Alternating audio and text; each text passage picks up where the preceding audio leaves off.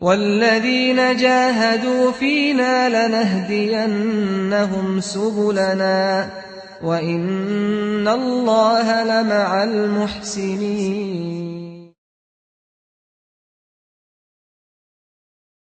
I was 22 when I became Muslim. I was a bit younger than that when I accepted Islam. But I make a distinction between accepting Islam and actually becoming a Muslim. So the first thing I really remember, of course, about Muslims and meeting Muslims was when I went to Egypt. My parents were living there. So those were my first experiences meeting Muslims, going to a Muslim country. It was a very strange experience, I have to say. I mean, the thing that sticks in my mind is that how generally happy people were, even though they didn't really have any reason to be happy. I mean, according to Western standards. According to Western standards, the reason to be happy is when you've got a nice car, you've got a nice house, you've got a nice, got a nice girl, right? And you've got lots of money to have a good time, and then you're happy, right? I mean, that's the Western standard of happiness. But if you go to Egypt, I mean, certainly when I went there, you didn't see that. People were extremely poor. And poverty was the immediate thing you notice was poverty. Yet, in spite of poverty, people seem to be extremely happy. That is a very strange thing to encounter, because it immediately goes against everything that you've been led to expect is the source of happiness.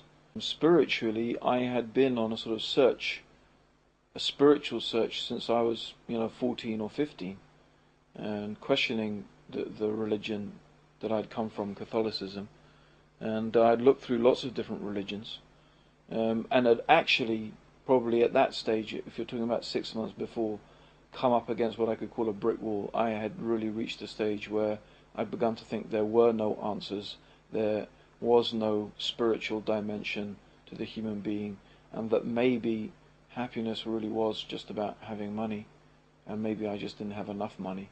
And in that process of thinking about making money, I thought, well, the secret, the key to happiness surely is going to be that you make the maximum amount of money with the minimum amount of effort, because the purpose of money is only to enable you to enjoy yourself. Money itself can't make you happy. It's the things that you can buy and the things that you can do with the money.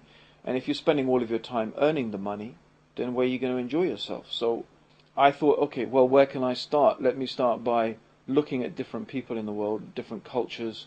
Let's look through history, and let's see if there's something there.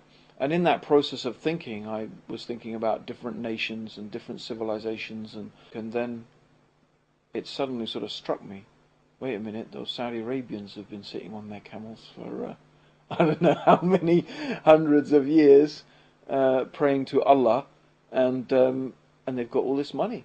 I said, well, that sounds good. Very little effort, lots of money.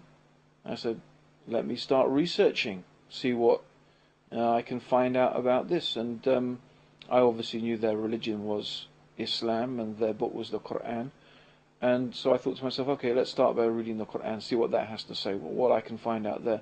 And that's really how I came upon Islam. And it was actually reading the Quran itself. When I actually started to read this translation of the Quran, it dawned on me as I was reading it, is that this was the very thing that I've been looking for all that time. Here it was, truth from God, revelation from God. I just said to myself, well, if I have ever read a book that's from God, it's this.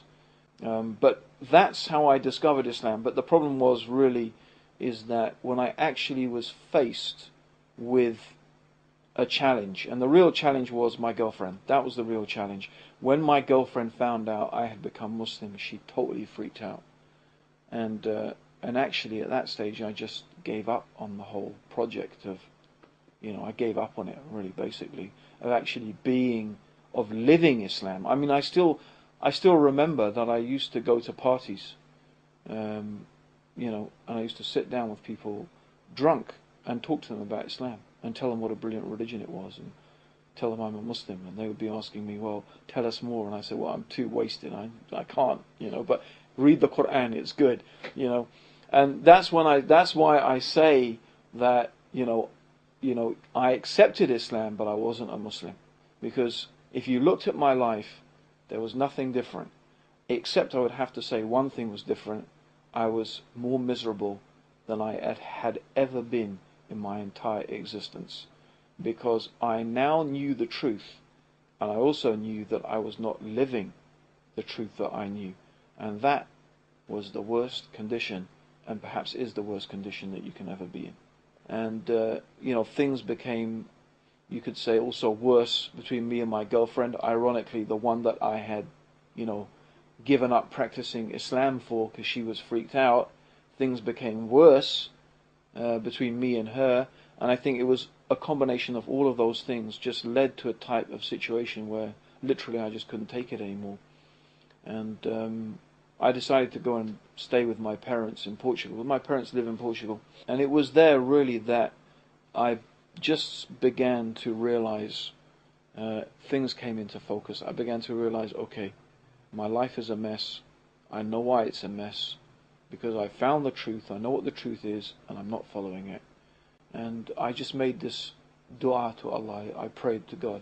I said, oh Allah, I said, just let her call. I promise that if she calls me today, I will pray to you 5 times a day. I mean, what, as if Allah needed me to pray to Him. But I mean, that's, but I mean, it was like, Allah will pray to you 5 times a day. I can't promise I will give up any other bad things, or I can do anything else, but I will pray 5 times a day, and I promise that I will never stop praying 5 times a day. And after I made this dua, that same afternoon, just a couple of hours later, she phoned. And I was actually working in the garden at the time and building a wall. I still pass that wall and look at it and think, that's the wall that I was building when that thing happened to me. And my dad came down and he said, oh, it's your girlfriend on the phone. Don't want to mention her name. And I put down the spade, and I don't even remember what she said, because I wasn't thinking about her anymore. I was thinking about, I have to go and pray now. So I just put down the phone and went and took a ghusl, took a bath, and started praying.